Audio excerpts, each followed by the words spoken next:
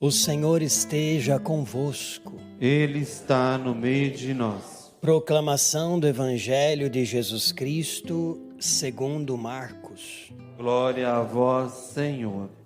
Naquele tempo, os discípulos de João Batista e os fariseus estavam jejuando. Então, vieram dizer a Jesus: por que os discípulos de João e os discípulos dos fariseus jejuam, e os teus discípulos não jejuam? Jesus respondeu: os convidados de um casamento poderiam, por acaso, fazer jejum enquanto o noivo está com eles? Enquanto o noivo está com eles, os convidados não podem jejuar. Mas vai chegar o tempo em que o noivo será tirado do meio deles. Aí então eles vão jejuar. Ninguém põe um remendo de pano novo numa roupa velha, porque o remendo novo repuxa o pano velho e o rasgão fica maior ainda.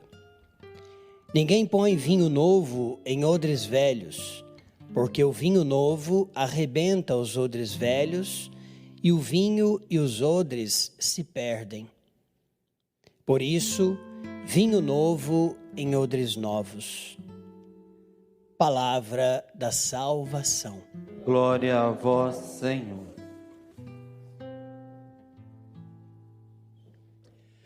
Caríssimos irmãos e irmãs, nós entramos no tempo comum, este tempo litúrgico, onde a igreja vai nos colocando diante das ações cotidianas de nosso Senhor Jesus Cristo. E nós ouvimos no Evangelho de hoje os discípulos de João Batista e os fariseus que jejuavam e, de repente, percebem que os discípulos de Jesus não o faziam. Então, fazem uma pergunta: por que os discípulos de João e os discípulos dos fariseus jejuam e os teus discípulos não jejuam? E aí Jesus então começa a discorrer, explicando, dizendo que se o noivo está presente, não se pode fazer jejum, porque o noivo, estando presente, está também ali no meio dos discípulos a alegria. E com isso Jesus nos ensina algo importante, porque se ele é o noivo, ele está prestes a estabelecer uma aliança definitiva.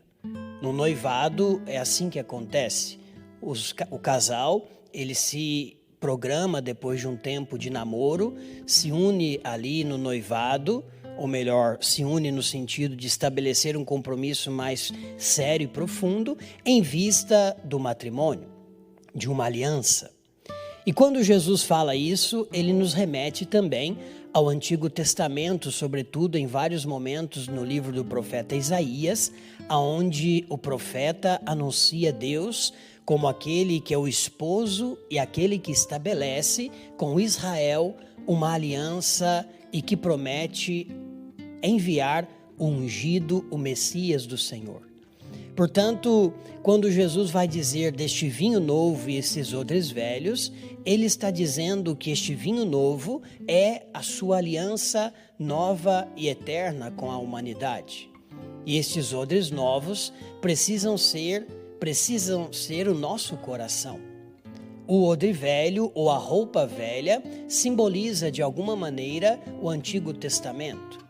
Ou seja, os fariseus que muitas vezes se prendiam apenas na letra da lei, mas que não conseguiam ultrapassar a letra da lei para compreender o significado profundo daquela lei. Então Jesus está dizendo: para que a minha aliança possa produzir frutos de santificação, é necessário um coração renovado. É necessário um coração novo. E por isso que a nossa vida, ela vai passando por constantes transformações no sentido de nós progredirmos em Deus. de nós procurarmos crescer nas virtudes.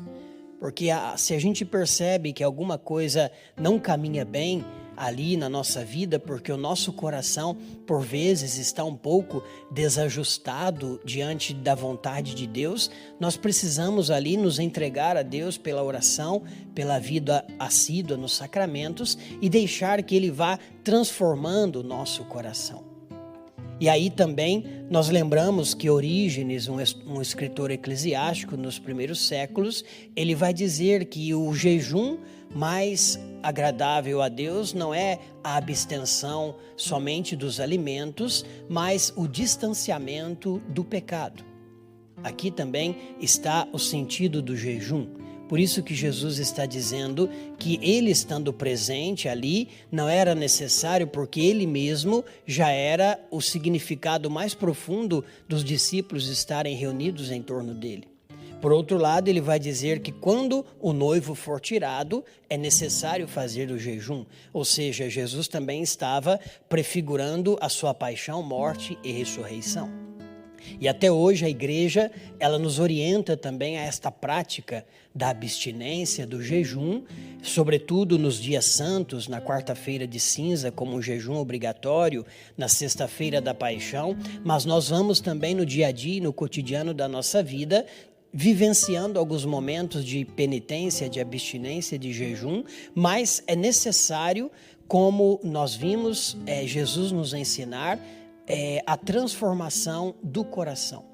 Por isso que nós ouvimos também na primeira leitura do livro do profeta, ou melhor, do primeiro livro de Samuel, aonde Samuel diz a Saul que o que mais agrada a Deus não é apenas os sacrifícios, mas a obediência vale mais que o sacrifício. A docilidade vale mais do que a gordura dos cordeiros.